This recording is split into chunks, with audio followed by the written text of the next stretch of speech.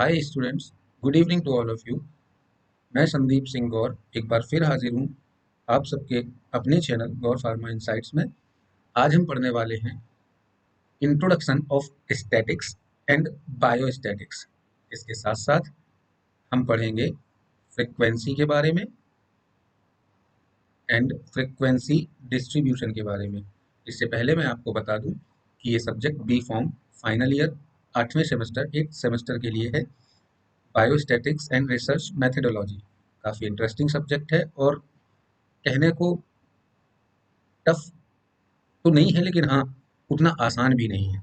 बच्चों के सबसे ज़्यादा कंसर्न इसी सब्जेक्ट से आते हैं, क्योंकि इसमें एक जो खास बात हुई है वो ये कि अब तक जो हमने मैथमेटिक्स पढ़ी थी उसके कुछ पोर्शंस जो है वो इसमें वापस देखने को मिलेंगे आपको। इसमें कई सारे स्टैटिस्टिकल डेटा एंड कई इंटरप्रिटेशंस, राइट, कई इंटरप्रिटेशंस, कई एनालिसिस, है ना, मैथमेटिकल वे में आपको करनी होगी, राइट। कई सारे डेटा को रिप्रेजेंटेशंस भी आपको देखना होगा इस प्रकार से, और कई फॉर्म में देखना होगा, राइट। मैथमेटिकल वे से आपको रिप्रेजेंट करना होगा डेटा, आपको graphical and polygons, right, histograms, इस तरीके से वे में आपको डेटा को रिप्रेजेंट करना होगा। तो इस वजह से थोड़ा सा टफ हो जाता है, उतना कठिन भी नहीं लेकिन हाँ उतना आसान सब्जेक्ट भी नहीं है। ओके, तो चलिए शुरुआत करते हैं। आज हम introduction of statics and biostatics की यूनिट 1 का पहला लेक्चर होने वाला है, और इसमें हम इंट्रोडक्शन क्लासेस आज की ये रखेंगे। इससे पहले कि शुरू करें, मैं आप सभी लोगों को बता दूं कि चूंकि क्लास बहुत ज़्यादा बड़ी ना हो जाए, इस वजह से ये क्लास आपके लिए दो पार्ट्स में अवेलेबल होगी।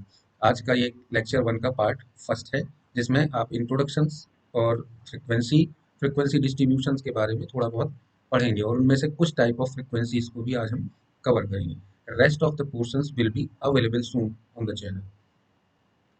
ओके, तो चलिए स्टार्ट करते हैं।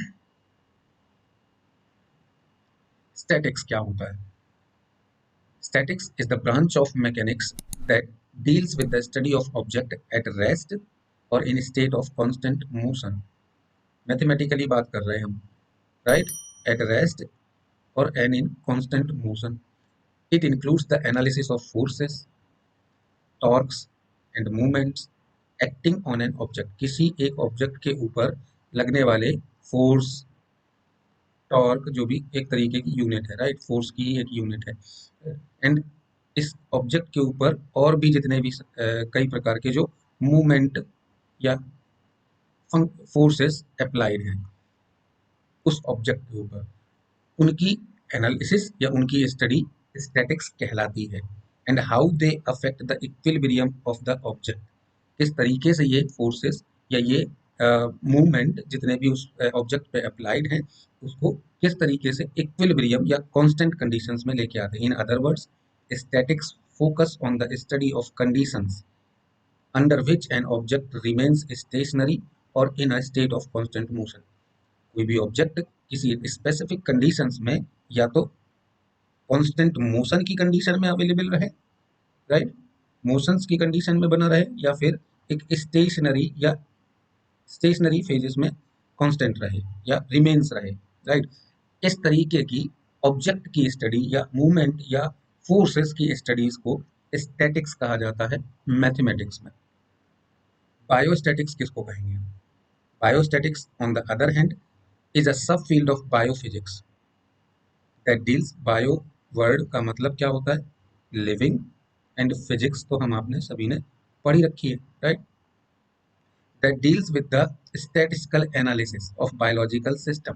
जैसा कि मैंने बताया, बायोलॉजिकल सिस्टम मतलब लिविंग ऑर्गेनिज्म से जुड़ी हुई जो भी स्टडीज होंगी, एनालिसिस होंगी, उनके साथ डील करती है biostatics. And processes, it involve the use of mathematical and statistical method to study the biological phenomena. जैसा कि बताया, अब उनकी स्टडी करना किस वे से? मैथमेटिकल वे या स्टैटिस्टिकल डेटा के according. Such as the spread of a disease, population growth, genetic variations के एग्जांपल्स कंसीडर किए हैं. इस टाइप की स्टडी, जैसे पॉपुलेशन में ग्रोथ होना, किसी भी एक कंट्री की पॉपुलेशन किस तरीके से ग्रो कर रही है.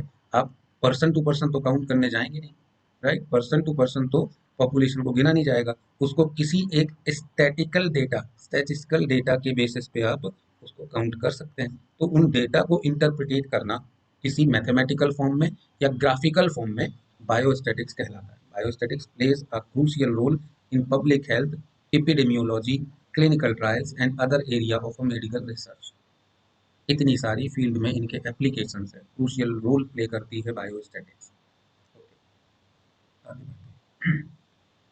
जल्दी से एक बार नजर डालते हैं हम एप्लीकेशंस में, किन किन फील्ड में एप्लीकेबल है बायोस्टैटिक्स, अपना रोल प्ले कर रही है। क्लिनिकल ट्रायल्स डिजाइन में अभी जस्ट हमने देखा, क्लिनिकल ट्रायल्स में भी बायोस्टैटिशियंस play a key role in designing clinical trials for new drugs. They help to determine the appropriate sample size, randomizations and blinding procedure, as well as the appreciate statistical test to evaluate the efficiency and safety of drug।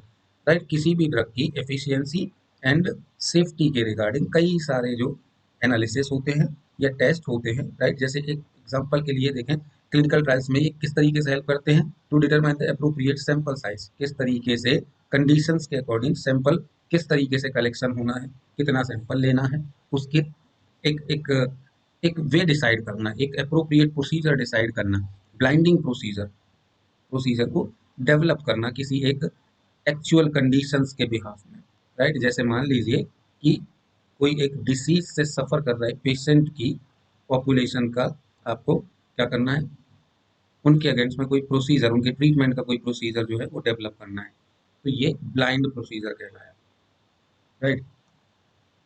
आगे बढ़ते हैं। Data analysis, biostatisticians are responsible for analysing the data collected during clinical trials. Clinical trials में help करते हैं, उसके दौरान जो भी डेटा होता है वो बायोस्टैटिशियंस जो डेटा एनालिस्ट कहलाते हैं वो कलेक्ट करने का काम करते हैं। They use statistical method to evaluate the effectiveness of the drug. इससे पहले मैंने बताया कि स्टैटिस्टिकल मेथड्स जो हैं वो किसी ड्रग के केस में कितनी इफेक्टिव हो सकती है, उनको उनके डेटा को इवेल्युएट करना किस वे में, स्टैटिस्टिकल मेथड के तरीके से, राइट। स्टैटिस्टिकल मेथड मतलब क्या, वही या तो आप उनको ग्राफिकल वे में रिप्रेजेंट कर लें, मैथमेटिकल वे में रिप्रेजेंट कर लें, राइट, एक सेपरेट डेटा के फॉर्म में उसको कर लें इवेल्युएट। तो they use statistical method to evaluate the effectiveness of the drug, identify any potential safety concern. Data analyst ही करते हैं, ड्रग से जुड़े हुए कई सारे सेफ्टी कंसर्न के बारे में उनको आइडेंटिफाई करना, किस बेसिस पे, स्टैटिस्टिकल डेटा के बेस पे, उनकी मेथड्स को एप्लीकेबल करके, and determine the optimal doses and administration regimen, right. Dose and regimen क्या होगा किसी भी ड्रग के केस में, पेशेंट्स के सेफ्टी कंसर्न को देखते हुए ये डिसाइड कर पाना इजी हो जाता है by the help and by the applications of biostatics. Pharmacovigilance, next, इस फील्ड में भी बायोस्टैटिक्स का रोल है। Also used in pharmacovigilance which involve monitoring the safety of drug after they have been approved for use. जब drug use के लिए approved कर दी जाती है तब भी इसकी सेफ्टी को मॉनिटर करने का, सेफ्टी ऑफ द ड्रग, इसको मॉनिटर करने का काम फार्माकोविजिलेंस वाले करते हैं, किसकी हेल्प से, बायोस्टैटिस्टिकल मेथड्स की हेल्प से करते हैं, right. Biostatisticians analyze the post marketing data to identify any potential safety concern. आपको बहुत अच्छे से पोस्ट मार्केटिंग सर्वेलेंस के बारे में रेगुलेटरी अफेयर्स में पढ़ाया गया है, जिसमें ड्रग की इफेक्टिवनेस को मार्केटिंग अप्रूव्ड हो जाने के बाद, मतलब जब मार्केट में ड्रग पहुंच जाती है तब भी उसके डेटा को एनालाइज किया जाता है। वो डेटा कहीं ना कहीं स्टैटिकल फॉर्म में या बायोस्टैटिकल फॉर्म में ही इस्तेमाल किया जा सकता है या उसको एनालाइज किया जा सकता है। Potential safety concern that may have been missed during the clinical trials, clinical trials के दौरान अगर आपने मिस किया है उसको एनालाइज करना, क्योंकि होता नहीं एक्चुअल वे में, राइट। पोस्ट मार्केटिंग सर्विलेंस एक अलग बात है। आगे बढ़ते हैं। Quality control, biostatics is used in quality control to ensure that the manufacturing process for drug meet certain quality standards. Okay, जो भी मैन्युफैक्चरिंग हो रही किसी भी ड्रग की, उसको क्वालिटी स्टैंडर्ड्स से मैच करने का या मीट करने का काम भी बायोस्टैटिक्स उसमें भी हेल्प करती है। कैसे, biostatisticians may use the statistical process control methods to monitor the production process and identify any deviation from the expected outcomes. Biostatisticians कई सारी मेथड्स के थ्रू हेल्प करते हैं कि प्रोडक्शन प्रोसेस या जो मैन्युफैक्चरिंग की प्रोसेस आपके इंडस्ट्री में रनिंग में है उसमें जो एक्सपेक्टेड आउटकम है वो उससे डेविएट होकर कुछ दूसरे रिजल्ट्स ना मिलें, डिफेक्ट्स ना देखने को मिलें। एक्सपेक्टेड आउटकम क्या हुआ, प्रोडक्ट सक्सेसफुली मैन्युफैक्चर हो जाए, यही तो एक्सपेक्टेड आउटकम है, राइट। बट वो कुछ इम्पैक्ट ना आए उसमें, हार्मफुल इम्पैक्ट ना आए प्रोडक्ट में, इस सब के रिगार्डिंग में नज़र बनाए रखने का काम भी बायोस्टैटिक्स की हेल्प से किया जा सकता है। और क्यूसी में इसका इंपॉर्टेंट रोल हो जाता है। कई सारे टेस्ट क्वालिटी कंट्रोल वाले क्या करते हैं, एनालिसिस करते हैं। एनालिसिस में कई सारी मेथड्स में बायोस्टैटिकल या स्टैटिकल वे का इस्तेमाल करना क्यूसी वालों के लिए एप्लीकेबल होगा, इसलिए क्यूसी में भी इनकी एप्लीकेशंस हैं या इनके इस्तेमाल हैं। Overall biostatics plays a critical role in the development and approval of new drug as well as in ensuring their safety and efficacy once they are on the market. Okay, overall biostatics जो है एक critical role play करती है development में and approval में किसी भी नई ड्रग के केस में, और उनकी सेफ्टी एंड एफिकेसी कंसर्न को भी तब तक इंश्योर करने का काम करती है जब तक कि drug are approved for the marketing, marketing में अप्रूव्ड ना हो जाए और अप्रूव्ड होने के बाद भी। राइट, आगे बढ़ते हैं, देखते हैं फ्रीक्वेंसी क्या होती है।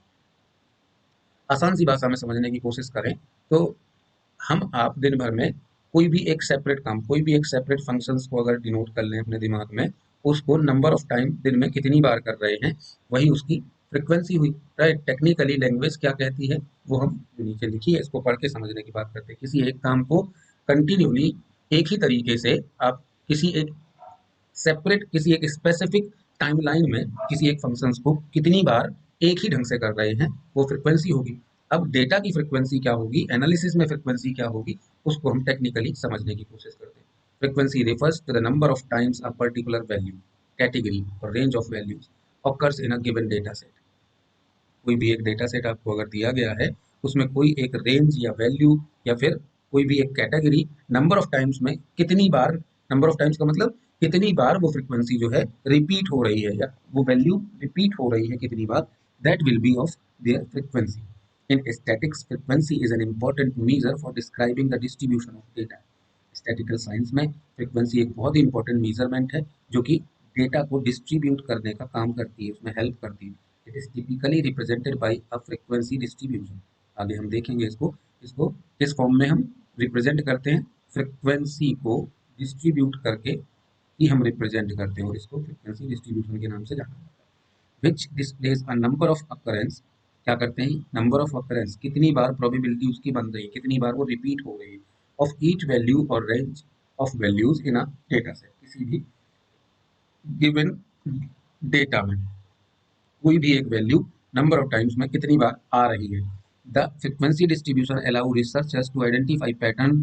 किसी भी रिसर्चर्स के लिए ये फ्रीक्वेंसी डिस्ट्रीब्यूशन कैसे हेल्पफुल है, आइडेंटिफाई करने में हेल्पफुल है। क्या, कोई एक निश्चित पैटर्न को, किसी न किसी एक ट्रेंड को, या कोई आउटकमिंग, आउटलायर्स मतलब किसी एक स्पेसिफिक रिजल्ट की बार बार पुनरावृत्ति हो रही हो या बार बार आउटकमिंग हो रही हो। राइट, इसको एनालाइज करने में किसी भी डेटा में ये हेल्प करते हैं रिसर्चर्स की। And it can be use to calculate other descriptive statistics. Right, descriptive statics, ये जो वैल्यू है, ये जो फ्रिक्वेंसी है, ये किसी भी इन तरीके से ये किसी भी डेटा को डिस्क्राइब करने के लिए हेल्पफुल हो सकती है। डिस्क्रिप्टिव एक टाइप का फ्रिक्वेंसी का ही टाइप है, डिस्क्रिप्टिव फ्रिक्वेंसी और एक क्यूमुलेटिव फ्रिक्वेंसी डिस्ट्रीब्यूशन, ऐसे करके ये कई सारे टाइप भी होते हैं फ्रिक्वेंसी के। Right, such as the mean, descriptive statics जैसे कि मीन, मीडियन एंड मोड, ये इंपॉर्टेंट टर्म है, आगे यूनिट 1 में ही इसको कंटिन्यू करेंगे, आगे हम पढ़ेंगे। मीन, मीडियन, मोड एक डिस्क्रिप्टिव स्टैटिकल वे है डेटा को रिप्रेजेंट करने का।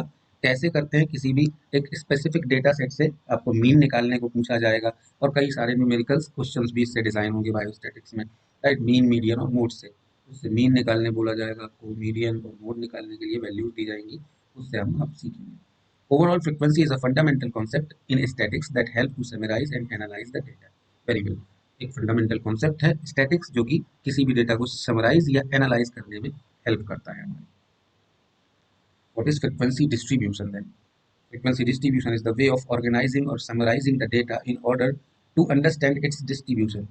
किसी भी रॉ डेटा को, किसी भी रॉ डेटा को समराइज या और एक निश्चित ढंग से ऑर्गेनाइज करने का काम करता है फ्रीक्वेंसी डिस्ट्रीब्यूशन। राइट, जब आपके पास नंबर ऑफ डेटा अवेलेबल है, रॉ डेटा अवेलेबल है, मान लीजिए 100 लोगों का एक टेस्ट का रिजल्ट आपके पास अवेलेबल है।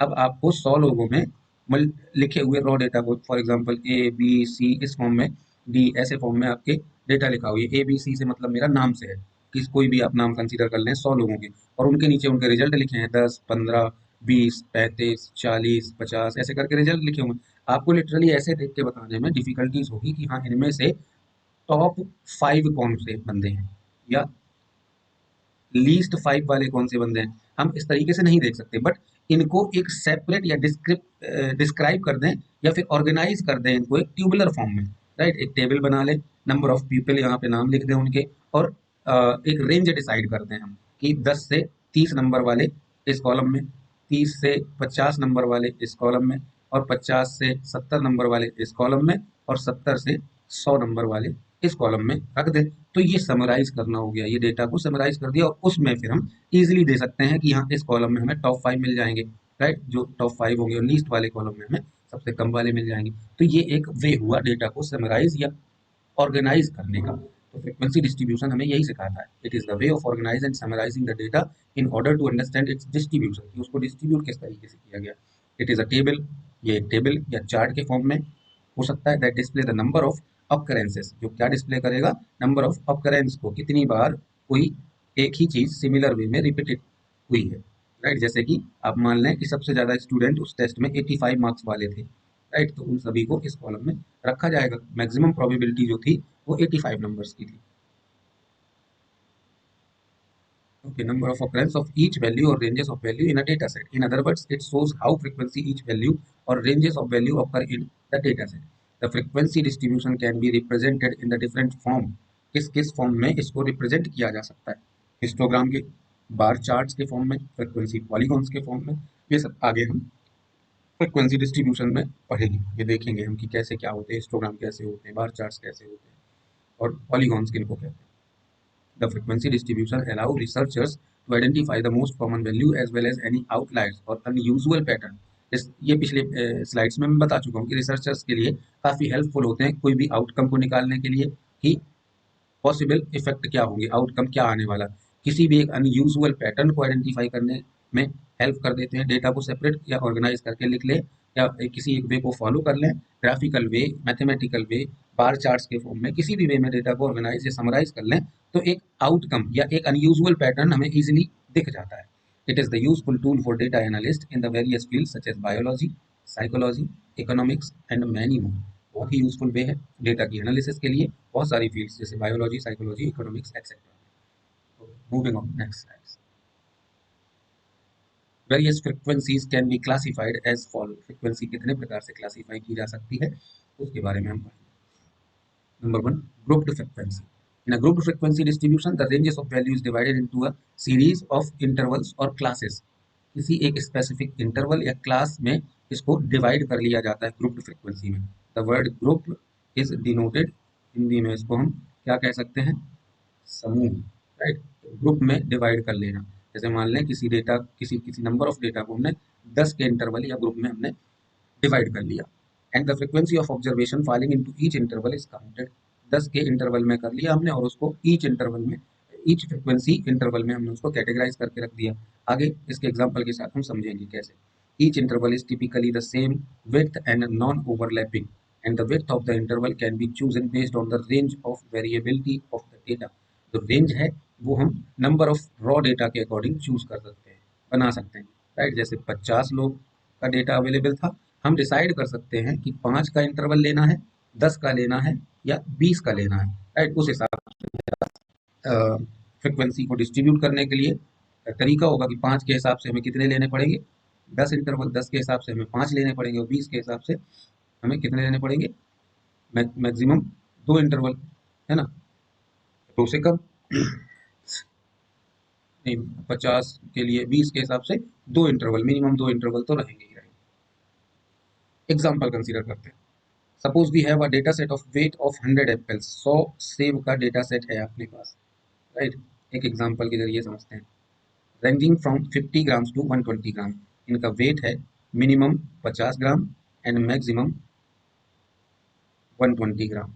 Okay, we can group the data into interval of 10 grams. हम क्या करने वाले हैं, हम 10 ग्राम के फर्क का या इंटरवल का डेटा हम कलेक्ट करने वाले हैं, इनको इंटरवल में कैटेगराइज करने वाले हैं, स्टार्टिंग फ्रॉम 50 टू 59। किस तरीके से करने वाले हैं, देखें आप कैसे इंटरवल फिक्स करेंगे हम, 50 से 59, 50 टू 59, देन 60 टू 69, देन क्या होगा 70 to 79, then 80 to 89, then 90 to 99, then 100 to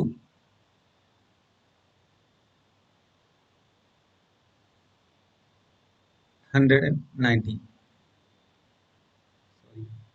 100 to 109 and 110 to 190। इस तरीके से हमने इस डेटा को 10 के इंटरवल में कैटेगराइज कर लिया। ये क्या है? ये वेट है उन एप्पल्स का, राइट। और वेट में हमने इंटरवल कितना लिया? 10-10 ग्राम का इंटरवल हमने बना लिया, राइट। 10 ग्राम ईच, सबके बीच में 10 ग्राम का एक फिक्स्ड अंतर है। तो ये इनकी फ्रीक्वेंसी हमने डिसाइड कर ली। The frequency of apple falling into each interval is counted and the result can be represented in the grouped frequency distribution. कैसे? आगे देखते हैं। ये देखिए, once we have counted the frequency for each interval, we can present the result in the group frequency distribution table, which might look like this। आप table को देख के अंदाजा लगा सकते हैं। एक इंटरवल ये 50 to 59 का, 60 to 69, 70 to 79, 80 to 89, 90 to 99, 100 and 109, 110, 119। ये एक इंटरवल हमने अभी ये बनाए, राइट। और इनकी फ्रिक्वेंसी देखें, क्या आई फ्रिक्वेंसी? इनको वेट किया हमने, राइट। इनको वेट किया हमने मैनुअली। हमने वेट करने पे पाया कि 5 एप्पल ऐसे थे जिनका वेट कितना है? 50 से 59 के बीच में, राइट। और 12 एप्पल ऐसे हैं जिनका वेट 60 टू 69 के बीच में है। फिर 20 एप्पल ऐसे हैं जिनका वेट 70 टू 79 के बीच में है। और 32 एप्पल ऐसे हैं जिनका वेट 80 टू 89 के बीच में, एंड सो ऑन। नीचे आप टेबल में देख सकते हैं, राइट। ये इस तरीके से सबसे कम आप देखें। अब इसमें एनालिसिस एनालाइज करने का वे क्या होता है? ग्रुप फ्रीक्वेंसी में हमने इनको कैटेगराइज कर लिया। किसी 100 एप्पल्स में आपको रेंडमली एक बकेट में रख के दे दिए जाए और बोला जाए कि अब आप अंदाज करके बताएं कि इनमें से सबसे कम वेट का एप्पल कौन सा है, या सबसे कम वेट के एप्पल कितने हैं। बता पाना डिफिकल्ट होगा, बट इस तरीके से फ्रीक्वेंसी एंड इंटरवल में कैटेगराइज कर लेने में अब आप डेटा की एनालिसिस बहुत अच्छे से कर सकते हैं। कैसे? बहुत इजीली हम बता सकते हैं कि लगभग 90 से 99 ग्राम के एप्पल कितने थे। आप टेबल देखें, 90 टू 90 ग्राम, लगभग 22 एप्पल्स जो हैं वो हमने वेट किए हैं। इजीली डेटा आप उठा के दे सकते हैं। 110 से 119 ग्राम के 3 एप्पल हैं, इनको आप इजीली बता सकते हैं। So this is the way of data representation. This is the way of analysis, right, by the means of statistical methods or biostatistical way। Representation का एक तरीका है, राइट। तो ये फ्रीक्वेंसी डिस्ट्रीब्यूशन में हम सबसे पहले ग्रुप फ्रीक्वेंसी का एक एग्जांपल देख रहे थे। From this group frequency distribution we can see that the most common weight ranges from for the apple is 80 to 89। Most common weight range है 80 टू 89। और ये मोस्ट कॉमन क्यों है? क्योंकि सबसे ज़्यादा इस डेटा सेट में सबसे ज़्यादा जो सेव के वजन कॉमन था वो 32 एप्पल ऐसे थे, जो हाईएस्ट वैल्यू है इस डेटा सेट की, राइट। 32 ऐसे थे जिनका एक वेट 80 से 89 89 ग्राम के अप्रोक्सीमेट था। तो ये इसकी एक मोस्ट कॉमन वेट रेंज हो गई, right. And the least common range is 110 to 119 gram, क्योंकि सबसे कम वैल्यू आई थी। 3 ही सेव केवल ऐसे थे जिनका वेट 110 से 119 ग्राम के बीच में था। We can also calculate and summarize a summary statistics such as the mean, median and mode of the data set using the grouped frequency distribution। हम इनमें से मीन, इनकी हेल्प से, इन डेटा की हेल्प से मीन, मीडियन या mode easily निकाल सकते हैं, ठीक है, इन ग्रुप फ्रीक्वेंसी डेटा रिप्रेजेंटेशंस की वजह से। आगे बढ़ते हैं। अनग्रुप्ड फ्रीक्वेंसी डिस्ट्रीब्यूशन, अगला टाइप फ्रीक्वेंसी में ungrouped frequency distribution. An ungrouped frequency distribution is a way to represent a data set contains individual values often called raw data, जिसको अधिकांशतः हम क्या कहते हैं, अभी हमने चर्चा भी की, जिसको हम अपनी भाषा में रॉ डेटा बुलाते हैं। Rather than data that has been grouped into interval. Grouped में हमने फ्रीक्वेंसी, अभी ग्रुप्ड फ्रीक्वेंसी में हमने देखा कि एक एक ग्रुप में डेटा को हम कैटेगराइज कर लेते हैं। अब यहाँ पे वैसा नहीं है। यहाँ पे डेटा किस फॉर्म में है? रॉ फॉर्म में, रॉ डेटा के फॉर्म में, यानी कोई भी उनका फिक्स इंटरवल नहीं है। किसी भी नंबर ऑफ पीपल का किसी भी प्रकार का कोई रिकॉर्ड हो सकता है। फॉर एग्जाम्पल टेस्ट का रिकॉर्ड ही कंसिडर कर लें, राइट। 50 लोगों के मल्टीपल अलग अलग नंबर होंगे, 12, 14, 18, 25, 27, 33, 38, 43, 45, राइट। ऐसे ऐसे मल्टीपल डेटा जो है आपके सामने देखने को मिल सकते हैं। तो these are collectively the raw data. इनमें कोई फिक्स इंटरवल नहीं है, कोई फिक्स फ्रिक्वेंसी नहीं हमें नजर आ रही है, तो इसको हम अनग्रुप्ड फ्रिक्वेंसी डिस्ट्रीब्यूशन के अंदर रख सकते हैं। कैसे, आगे देखिए। Rather than data that has been grouped into interval, उसके जैसा नहीं जो हमने ग्रुप्ड इंटरवल में पढ़ा, ग्रुप्ड फ्रीक्वेंसी इंटरवल्स में देखा। It shows the frequency of each unique value in the data set. Raw data, each value जो है अपने आप में एक यूनिक वैल्यू है और उसी तरीके से अपने आप को रिप्रेजेंट करती है रॉ डेटा की फॉर्म में। To create an ungrouped frequency distribution, we first need to count the number of occurrence of each unique value in the data set. हमें सबसे पहले हर उस यूनिक वैल्यू के नंबर ऑफ ऑकरेंस, उसकी frequency को count करना होता है, राइट। कि कोई भी एक वैल्यू उठा लें आप अनग्रुप्ड फ्रिक्वेंसी डिस्ट्रीब्यूशन के केस में, जैसे आपने देखा 33 एक यूनिक वैल्यू है, राइट, एक ये अपने आप में यूनिक वैल्यू है। तो अब इसकी ऑकरेंस कितनी बार हो रही है इस रॉ डेटा में, 33 कितने लोगों के मार्क्स आए हैं, कहने का मतलब ये है। उस तरीके से हम उठा के इसको अरेंज करते हैं। For example, consider the following data set of 10 test scores. Very good example भी एक टेस्ट स्कोर का दिया गया है यहाँ पे। 10 लोगों के टेस्ट का स्कोर आपके सामने लिखा हुआ है। 72, 85, 92, 65, 78, 85, 72, 92, 88 एंड 72। ये 10 लोगों के टेस्ट का स्कोर है। To create an ungrouped frequency distribution, we can count the frequency of each unique value in the data set. Refer the given table in the next slide. Next slide पे चलते हैं। देखें किस तरीके से इन्होंने रखा अनग्रुप्ड फ्रीक्वेंसी डिस्ट्रीब्यूशन। हम इस टेबल में देख सकते हैं कि 72 occur the 3 times in the data set while the other value occur only once or twice. इस तरीके से आप देख रहे हैं कि 72 जो है एक ये वैल्यू है, और ये फ्रिक्वेंसी जब इसकी डिसाइड की, हमने रॉ डेटा को देखा, पीछे चल के देखें, आप देखें 72 एक, दो और ये 3, राइट। ये 10 लोगों का है, इसलिए हम इजीली इसको काउंट कर पा रहे हैं अपने मैनुअल वे में। अगर यही डेटा 1000 लोगों का होता या 100 लोगों का होता, तब ये 72 कितनी बार था, इसको काउंट करने में टाइम कंज्यूम होता, राइट। इसको काउंट कर पाना मुश्किल तो नहीं, बट टाइम कंज्यूमिंग होता। और इस टाइम ना कंज्यूम हो जाता, मेथड्स को इजी बनाने के लिए ये तरीके या ये वे जो हैं फ्रीक्वेंसी को डिस्ट्रीब्यूट करने के लिए डेवलप किए गए, और इसमें हेल्प करता है क्या, बायोस्टैटिक्स या स्टैटिस्टिकल वे, इस जो हम पढ़ रहे हैं अभी, अनग्रुप्ड फ्रीक्वेंसी डिस्ट्रीब्यूशन का एक तरीका।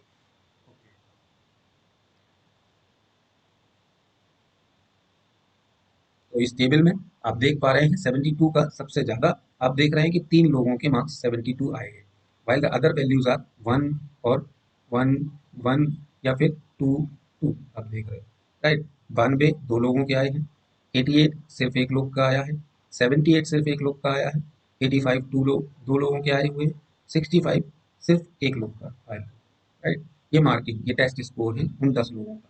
इसको इजी वे में हमने वैल्यूज और फ्रीक्वेंसी में कैटेगराइज कर लिया, अनग्रुप्ड फ्रीक्वेंसी डिस्ट्रीब्यूशन कहलाता है। An ungrouped frequency distribution can be useful for the data set with a small number of unique values, right. ये खास बातें हैं इनकी, स्मॉल नंबर लेकिन यूनिक वैल्यूज को आइडेंटिफाई करने के लिए किसी भी डेटा सेट में अनग्रुप्ड फ्रीक्वेंसी डिस्ट्रीब्यूशन हेल्पफुल है। और when the values in data set are discrete, that is countable. Discrete value क्या, इसका मतलब जो कि काउंटेबल हो, अनकाउंटेबल नहीं, काउंटेबल हो, जिसको गिना जा सके, such as test score, number of children in a family, right. जैसे मान लीजिए 170 लोगों की एक फैमिली है, ज्वाइंट फैमिली है, राइट। इसमें आप देख लें कि रॉ डेटा के तौर पे अगर डिस्क्रीट काउंटेबल वैल्यू के तौर पे देखें, तो आप इसमें चिल्ड्रन काउंट करें। अब चिल्ड्रन में आपको दो तरीके से काउंट करने होंगे, एक फीमेल और एक मेल, राइट। तो आप इजी में वे में काउंट कर सकते हैं अनग्रुप्ड फ्रीक्वेंसी डिस्ट्रीब्यूशन के तरीके से। तो ये डेटा को रिप्रेजेंट करके, एनालाइज करके, बार बार मैं बता रहा हूँ कि उनको एनालाइज करना, ऑर्गेनाइज करना, एक एक सेपरेट वे में ऑर्गेनाइज करना, या फिर उस डेटा को समराइज करके लिखना, किस वे से, किसकी हेल्प से, स्टैटिस्टिकल वे से या फिर बायोस्टैटिकल रिप्रेजेंटेशन से। बायो वर्ड लग जाने से क्या मतलब होता है, अंतर केवल इतना हो जाता है कि वही स्टडी अब हमें किसके ऊपर करनी है, लिविंग ऑर्गेनिज्म या लिविंग लाइफ के ऊपर हमें वो स्टडी करनी है, राइट। उसको या तो हम मैथमेटिकल वे से रिप्रेजेंट कर लें डेटा को, ग्राफिकल वे से रिप्रेजेंट कर लें, राइट। ऐसे बहुत सारे तरीके हैं, बार चार्ट से हम रिप्रेजेंट करें, ये सभी वे जो हैं वो बायोस्टैटिकल वे या स्टैटिकल वे है रिप्रेजेंट करने के, इसको, डेटा। ओके, तो आज के लिए सिर्फ इतना ही। आगे फ्रिक्वेंसी डिस्ट्रीब्यूशन हम कंटिन्यू रखेंगे। फ्रिक्वेंसी डिस्ट्रीब्यूशन को हम आगे कंटिन्यू रखेंगे और इसका पार्ट 2 जो है वो जल्दी अवेलेबल होगा। तब तक के लिए बहुत बहुत धन्यवाद आप लोगों का। प्लीज़ वीडियोस को लाइक करिए, शेयर एंड सब्सक्राइब भी करिए और अपना सपोर्ट बनाए रखिए ताकि मैं ज़्यादा से ज़्यादा आपके लिए वीडियोस लेके आ सकूँ। Thank you.